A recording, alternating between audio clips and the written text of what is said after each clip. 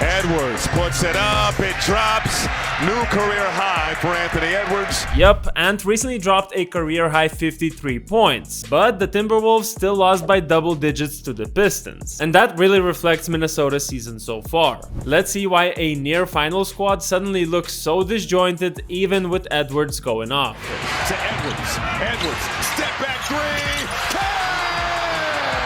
Looking back at last year, Wolves were one of the feel-good stories in the league. They ended the regular season at 56-26, then went on an incredible run to the Western Conference Finals, sweeping the Phoenix Suns in the first round and outlasting the Denver Nuggets in a dramatic 7-game series. Their defense was next level, finishing the regular season with a league-best 109 defensive rating. Everything pointed to them being a legit contender moving forward. Anthony Edwards was emerging as one of the best players in the game. They had Karl-Anthony Towns providing elite floor spacing, and they boasted two strong defensive bigs in Rudy Gobert and Naz Reid. On paper, it felt like they had all the ingredients to keep climbing higher in the West. But then came that trade. Minnesota shipped out Towns to the New York Knicks in exchange for Julius Randle and DiVincenzo. The reaction around the league was pretty mixed. Some fans thought maybe the Wolves had a long-term plan in mind, while others believed they just sabotaged a good thing. Right now, it's looking like the latter scenario. Minnesota's identity was largely built on that rock-solid defense, and their next step, logically, should have been to improve the offense to complement their defensive prowess. Instead, they appear to have achieved the opposite. Let me explain. Last season, the Timberwolves ranked just 16th in defensive rating at 115.6. Not amazing, but passable, given that they balanced it out with the league's top defense. Now they're sitting at 21st with an offensive rating of around 111. That's a dip of over 4 points in offensive efficiency, which is a huge deal, especially when you consider the competition in the West, from average offense last year to bottom third in the league right now. And I'm certain the reason behind them getting worse is floor spacing. Before I tell you why that's the case, make sure that you are subscribed, because I noticed that 90% of you aren't, so that's kinda sad.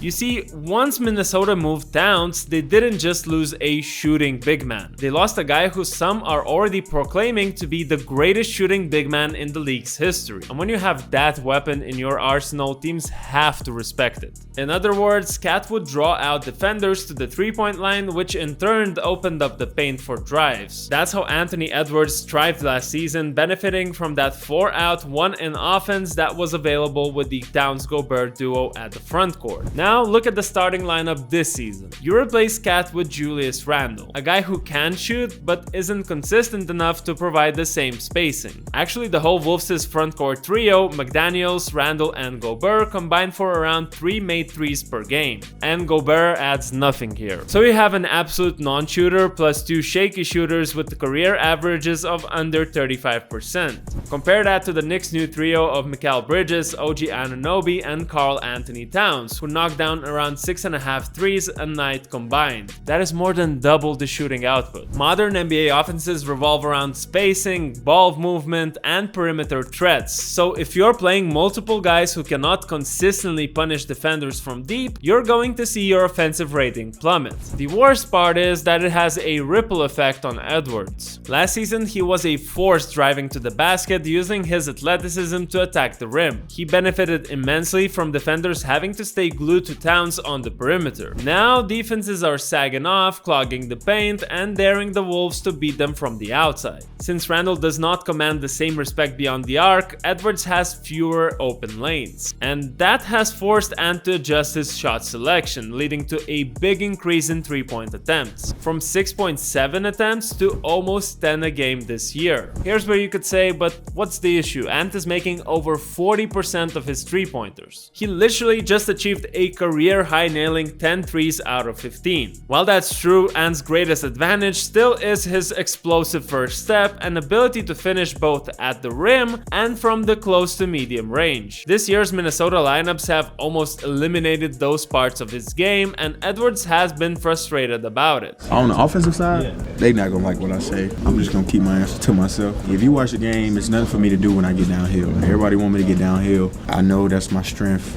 I get to the rim, lay the ball up, dunk the ball, but I can't do that if there's no lanes. It's not open. So when I get to the rim, putting 4 people at the rim, I'm sorry, people. There's nothing I can do about going to the hole right now. Another part that has diminished with the departure of Towns is the pick and pop action. Not necessarily the shots Cat would get off of it, but the mismatch opportunities it created for Ant. Running the pick and pop with Randle does get Julius his shots, but of course converting is another topic. And still, it's more about the fact that teams had to switch with Towns as the popper, in turn putting a taller, slower defender on Edwards who Ant would simply cook on ISO. My final point regarding the Randle fit is how he gets up to his 20-point average. Randle's playstyle is heavy on isolation. His shot selection can be questionable, and his willingness to pass out of double teams isn't exactly top tier. Not a good mix when you're trying to complement Edwards' game, who needs space and motion to thrive. If Randle's pounding the ball and going one-on-one, that's less fluidity for the rest of the offense. Yet another frustration point that Ant has been vocal about. Yeah, we don't have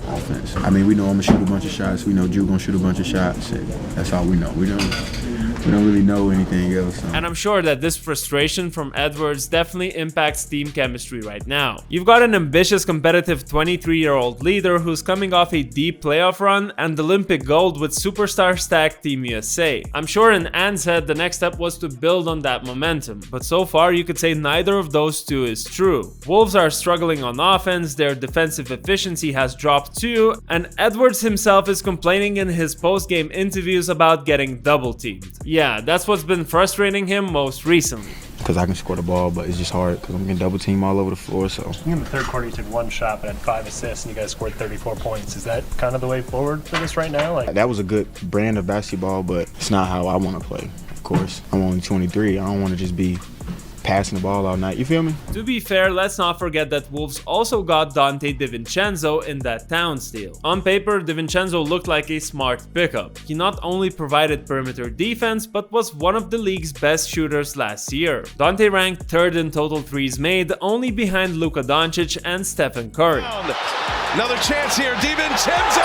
He's got it! But basketball isn't just about raw numbers. DiVincenzo has dropped from 40% shooting on threes last season to 35% right now. Part of that dip could be an adjustment period or maybe just a random variance, but it undeniably didn't help Wolves' spacing issues. Essentially, the one guy you hoped would bring consistent shooting from the perimeter isn't quite delivering. Meanwhile, Karl-Anthony Towns is killing it in New York. The Knicks have shot up to the top 3 offensive rating in the league, and the presence of Towns is a huge reason why.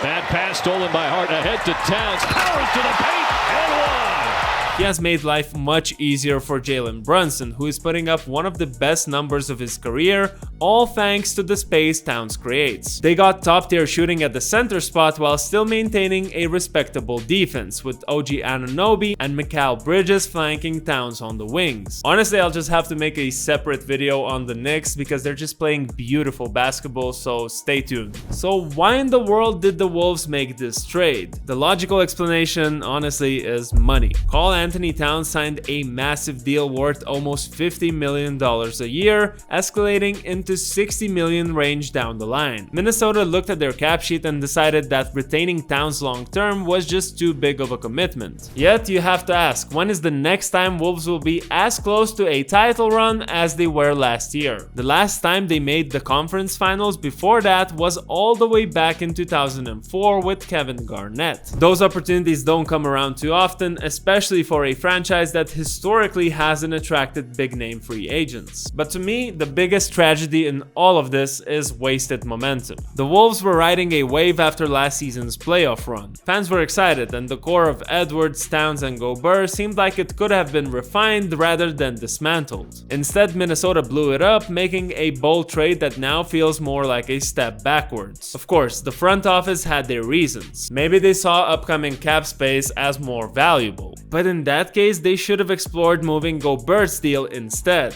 He also has a significant contract, but his defensive contributions aren't enough when you compare them to what Cat brings to the offense. Let me wrap this up by saying the Timberwolves need to figure out a plan if they want to be a legit contender this season. Whether that means shopping Gobert, tweaking lineups to maximize DiVincenzo's shooting, or finding additional perimeter threats, they have to give Edwards room to operate. But hey, that's just my perspective. perspective, what do you guys think? Did Minnesota completely miss the mark with this trade? Or is there a hidden upside we're all missing? Let me know in the comments below. Also, make sure to subscribe to our channel for more NBA content. Also, like this video, and I'll see you in the next one.